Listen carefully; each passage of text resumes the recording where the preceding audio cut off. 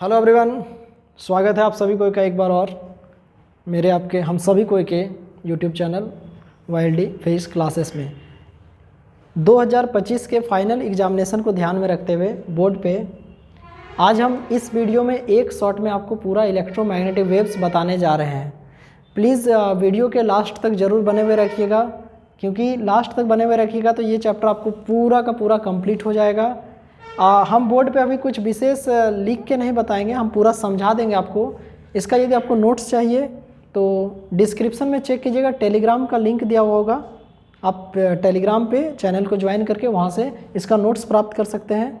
किसी भी तरह का क्वेश्चन का बात हो तो आप इंस्टाग्राम का लिंक दिया हुआ है, वहाँ पर आप क्वेश्चन पूछ सकते हैं। तो आइए समय को ज़ाया नहीं करते हैं, लास्ट तक बने हुए रहिएगा।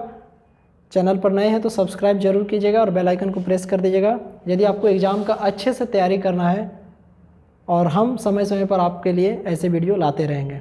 तो चलिए वन शॉट में इलेक्ट्रोमैग्नेटिक वेव्स हम लोग अभी देखते हैं। तो इलेक्ट्रोमैग्नेटिक वेव्स क्या है, what is the meaning of electromagnetic waves.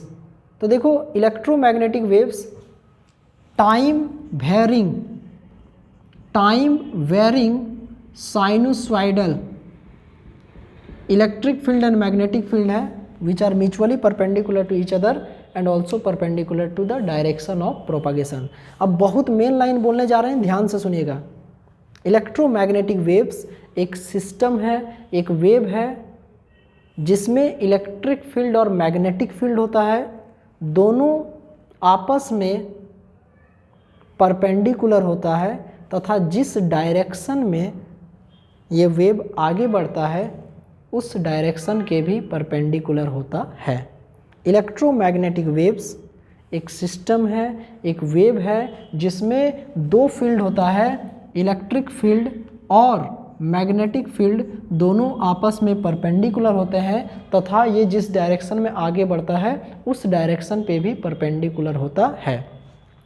Notes जब देखिएगा तो उसमें एक वर्ड आएगा टाइम वेरिंग, का मतलब होता है समय के साथ बदलना। मतलब जैसे जैसे टाइम बदल रहा है, टाइम बदलने के साथ साथ देखिए ये वेव का पोजीशन भी बदल रहा है। और साइनोसॉइडल का मतलब होता है कि साइन 0 डिग्री का मान 0 होता है। देखिए ये वेव 0 से स्टार्ट हो रहा है, इसीलिए हम लोग इसको साइनोसॉइडल वेव कहते हैं और ये साइन वेव को फॉलो भी करता है।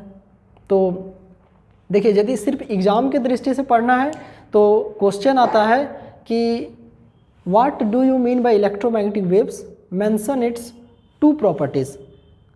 यही एग्ज़ाम का क्वेश्चन है। हम आपको अभी बोलिए तो 13 से 14 प्रॉपर्टी बता देंगे, लेकिन आपको सारा याद करने के लिए कंपलसरी नहीं है। ऑलरेडी आपके पास समय कम है, टेंशन बहुत ज़्यादा है, तो आप कोशिश कीजिए कि 4 प्रॉपर्टी याद कर लो तो बहुत बेहतर है। तो एक बार और रिवीजन करवा देते हैं कि इलेक्ट्रोमैग्नेटिक वेव्स क्या है। नोट्स चाहिए हो तो वो आपको मिल जाएगा टेलीग्राम पे, ठीक है।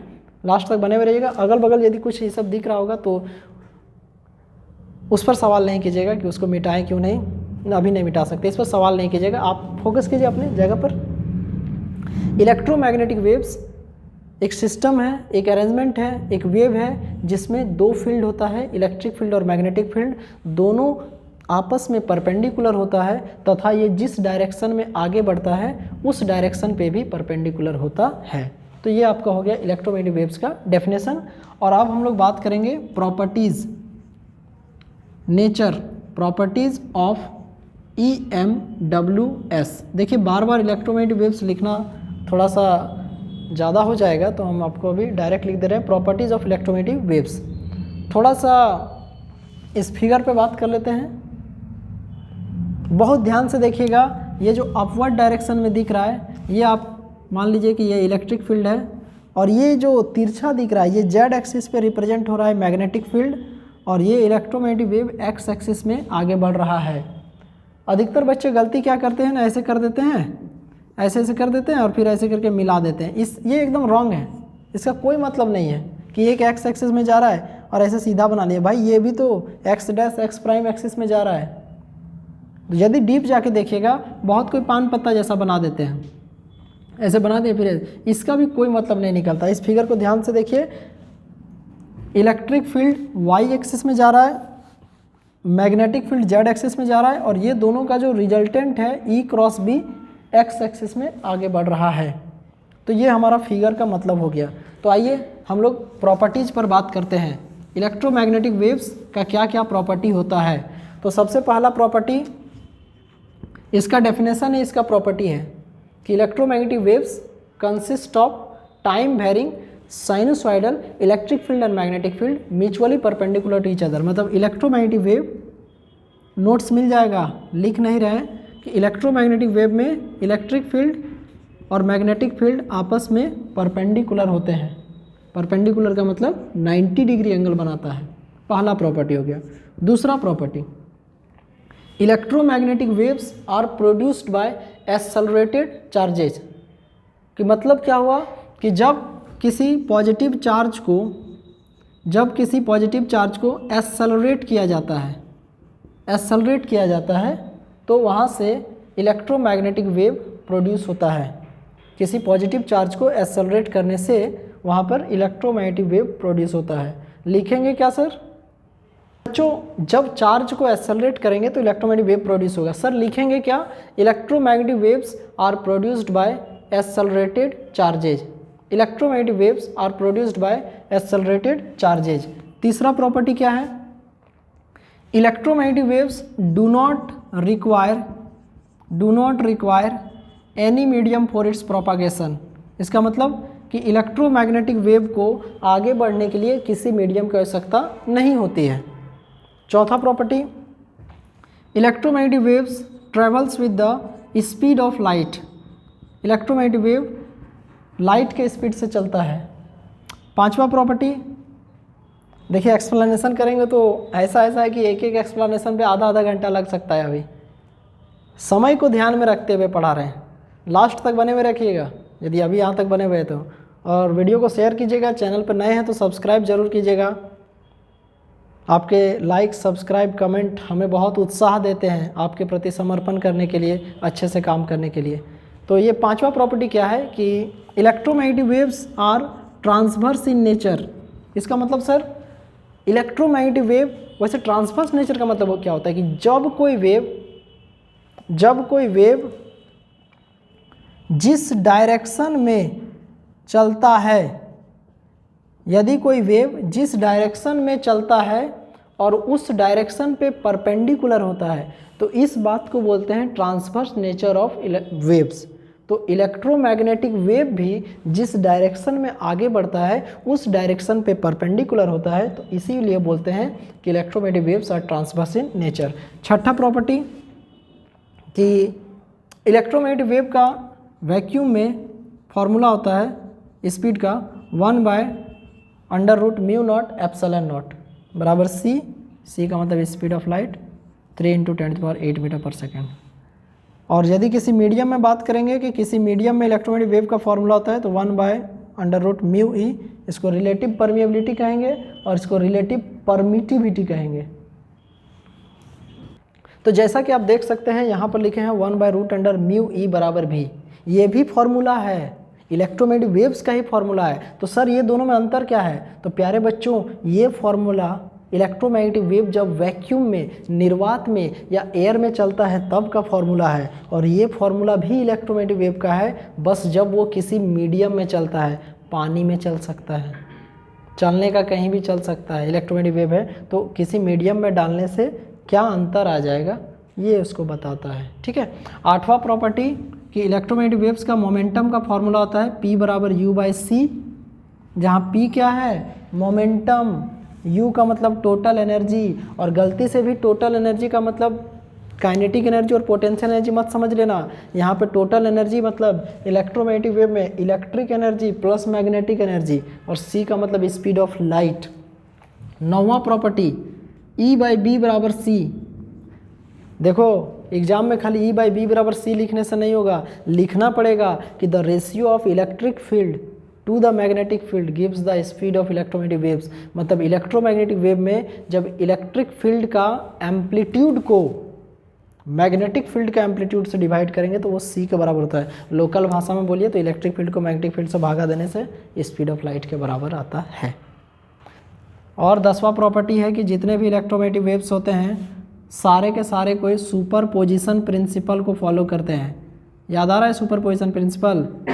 सुपरपोजिशन प्रिंसिपल क्या है कि जब सुपरपोजिशन ऑफ चार्ज में क्या पढ़े थे कि सेंटर पे एक चार्ज रहता है, इधर उधर बहुत सारा चार्ज रहता है, तो उस पर रिजल्टेंट फोर्स निकालने के लिए सब जितना भी फोर्स लग रहा है सबका वेक्टर सम करते हैं ना, तो वही है सुपरपोजिशन प्रिंसिपल। तो जितने भी इलेक्ट्रोमैग्नेटिक वेव्स हैं वो सुपरपोजिशन प्रिंसिपल को फॉलो करते हैं। 11 number property, all the electromagnetic waves follows reflection and refraction. मतलब रिफ्लेक्शन और रिफ्रैक्शन का फेनोमिना, ये तो ऑप्टिक्स में पढ़ना है कि जितने भी इलेक्ट्रोमैग्नेटिक वेव्स हैं सब रिफ्लेक्शन और रिफ्रैक्शन को फॉलो करते हैं। 12 नंबर प्रॉपर्टी है कि electromagnetic waves do not deflect in electric field and magnetic field. एक अकेला इलेक्ट्रिक फील्ड और एक अकेला मैग्नेटिक फील्ड इलेक्ट्रोमैग्नेटिक वेव को कभी भी डिफ्लेक्ट नहीं कर सकता है। और एक लास्ट प्रॉपर्टी है, एक क्वेश्चन हो जाएगा, तुरंत अगला क्वेश्चन बता देंगे, ठीक है, बस चैप्टर ख़त्म हो जाएगा। 13 नंबर प्रॉपर्टी, देखो इलेक्ट्रोमैग्नेटिक वेव में इलेक्ट्रिक फील्ड और मैग्नेटिक फील्ड होता है, तो जो इलेक्ट्रिक एनर्जी डेंसिटी होता है उसका formula 1/2 epsilon naught E square होता है, और मैग्नेटिक एनर्जी डेंसिटी का formula 1/2 B square by mu naught होता है। ठीक है, वीडियो में एकदम लास्ट तक बने रहना है। तो बच्चों हम लिख दिए 13 प्रॉपर्टी। देखो 13 प्रॉपर्टी याद करना कोई बहादुरी नहीं है, ये हम उन बच्चों के लिए बता रहे हैं जो अभी एवरेज है पढ़ने में, ठीक है, जो बच्चे एवरेज है पढ़ने में हम उनके लिए बता रहे हैं। आप तेज़ हैं, आप 13 पढ़िए, 13 का एक्सप्लेनेशन पढ़िए, लेकिन हम बोलेंगे आप बस डेफिनेशन याद रखिए, 4 प्रॉपर्टी याद रख लीजिए, और जितना फॉर्मूला है ये सब ऑब्जेक्टिव के लिए याद रख लीजिए, बस हो जाएगा। तो ये हमारा हो गया फर्स्ट क्वेश्चन, ठीक है। तो बच्चों दूसरा क्वेश्चन ये है आपके सामने, इलेक्ट्रोमैग्नेटिक स्पेक्ट्रम। देखो दुनिया में 7 इलेक्ट्रोमैग्नेटिक वेव होते हैं। वाइट लाइट के 7 कलर होते हैं, सप्ताह में 7 दिन होते हैं, ठीक है। Thala for a reason, 7 is the jersey number, बहुत कोई के आप लोग के भी फेवरेट होंगे। तो ये 7 क्या है? 7 एक यूनिक नंबर है। याद रखने की एक बात बता देते हैं कि 7 इलेक्ट्रोमैग्नेटिक वेव होते हैं, और जब इन 7 वेव को बढ़ते क्रम या घटते क्रम में, फ्रीक्वेंसी के बढ़ते क्रम में या घटते क्रम में, या वेवलेंथ के बढ़ते क्रम और घटते क्रम में, या अंग्रेजी में बोलिए असेंडिंग ऑर्डर और डिसेंडिंग ऑर्डर में जब सजा के लिखा जाता है तो इसको बोलते हैं इलेक्ट्रोमैग्नेटिक स्पेक्ट्रम। आप याद कीजिए 10th क्लास में पढ़े थे, बेंजा हनी पिनाला VIBGYOR, भिवगियोर बोलते थे, वो एक पैटर्न है। उसी तरह 7 इलेक्ट्रोमैग्नेटिक वेव होता है, और जब 7 वेव को एक मैनर से बढ़ते क्रम या घटते क्रम में सजा के लिखते हैं तो इसको हम लोग बोलते हैं इलेक्ट्रोमैग्नेटिक स्पेक्ट्रम। तो बच्चे लोग इसमें तो देन नाम सुनिएगा, gamma ray, X ray, ultraviolet रे, विजिबल रे, इंफ्रारेड रे या इंफ्रारेड वेव भी इसको कहते हैं, ठीक है। इंफ्रारेड वेव या हॉट वेव भी आगे जाके इसको बताएंगे। माइक्रोवेव और रेडियो वेव, ये जो 7 वेव हैं इसी को बोलते हैं इलेक्ट्रोमैग्नेटिक स्पेक्ट्रम। ऊपर से नीचे आइएगा तो वेवलेंथ बढ़ेगा, और नीचे से ऊपर जाइएगा तो फ्रीक्वेंसी बढ़ेगा। कमेंट बॉक्स में कमेंट करके बताइए कि इसमें से हाईएस्ट वेवलेंथ, ऊपर से नीचे आएंगे तो वेवलेंथ बढ़ेगा, तो सोच के बताइए सबसे ज़्यादा वेवलेंथ क्या होगा। कमेंट बॉक्स में कमेंट कीजिएगा, इंतजार रहेगा आपके कमेंट का। सबसे लोवेस्ट वेवलेंथ किसका होगा, और नीचे से ऊपर जाएंगे तो फ्रीक्वेंसी बढ़ेगा, तो सोच के बताइएगा कि हाईएस्ट फ्रीक्वेंसी किसका होगा और सबसे लोवेस्ट फ्रीक्वेंसी किसका होगा। ये 4 क्वेश्चन का जवाब हम आपसे कमेंट बॉक्स में चाहते हैं।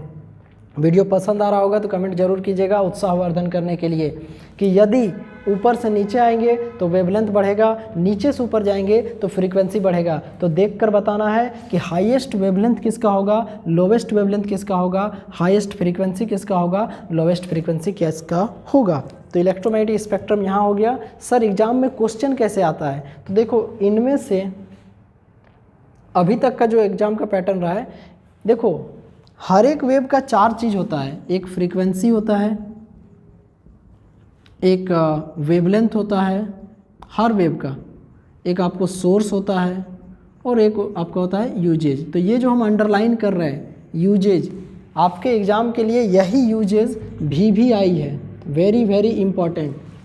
ये यूजेज जो है ये आपके लिए VVI है। एग्ज़ाम में आपको इन्हीं में से किन्हीं का, एक का या दो का यूजेज पूछ सकता है, एक यूज या 2 यूज। तो आइए टू द पॉइंट बात करते हैं और सीधा जगह पर आते हैं और बात करते हैं यूजेज ऑफ गामा रे। तो गामा रे देखिए नोट्स आपको मिल जाएगा, आप बस मेरा बात सुनिए, आप समझिए, आप सीखिए। नोट्स का टेंशन छोड़ दिए, टेलीग्राम में जाइए और सर्च कर लीजिए YLD फिजिक्स क्लासेस। यदि आपको थोड़ा सा भी ये लग रहा है तो आप ये सर्च कर सकते हैं।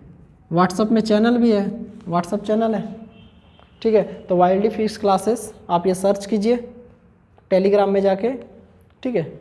तो आपको यहाँ मिल जाएगा। क्वेश्चन पूछने के लिए इंस्टाग्राम पे यादव लाल डे लिख सकते हैं, आ जाएगा। तो चलिए सबसे पहले हम लोग बात करते हैं कि गामा रे का यूज क्या है। तो यहाँ पर प्यारे बच्चों सवाल हो जाएगा यूजेज ऑफ,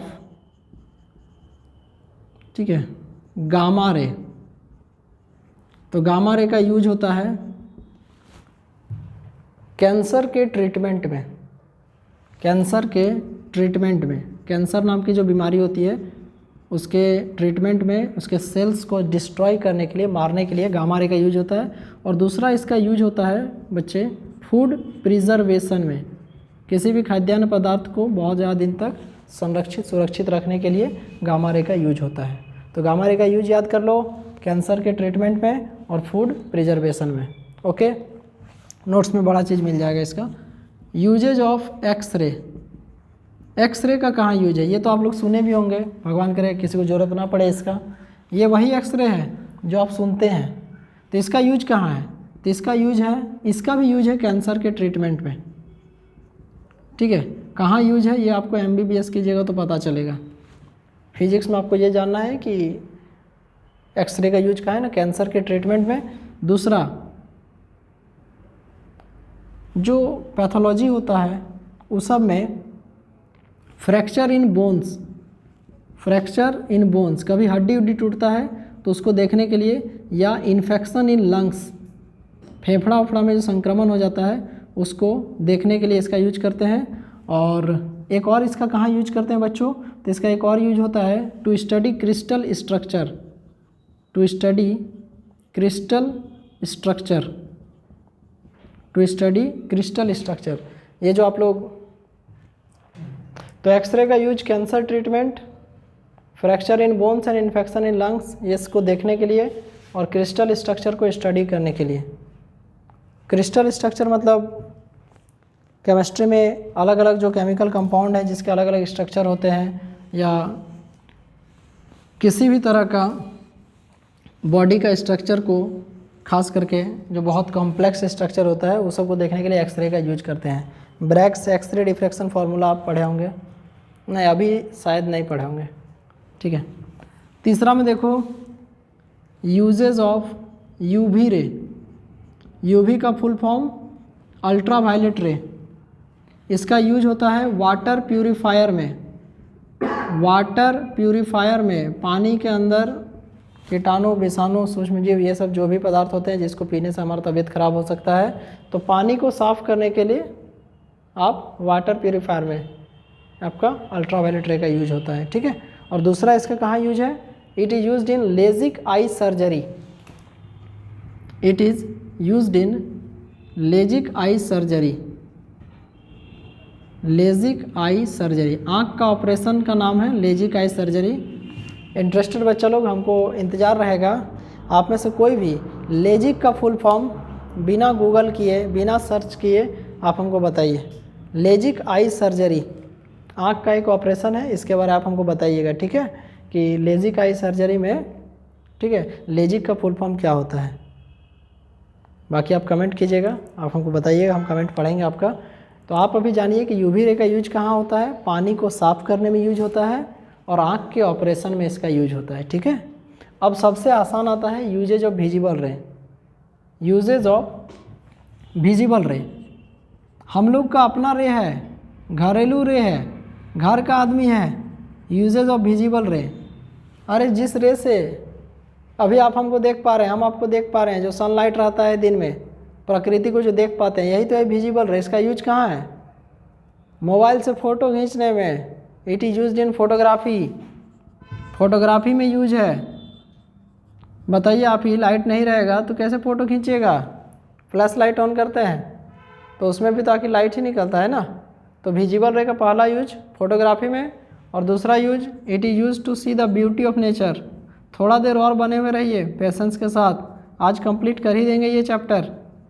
और आप भी आज एकदम जिद के साथ इतना देर देखे हैं तो थोड़ा देर और देख ही लीजिए। बाकी कमी और विसंगति बहुत सारा है तो उसको,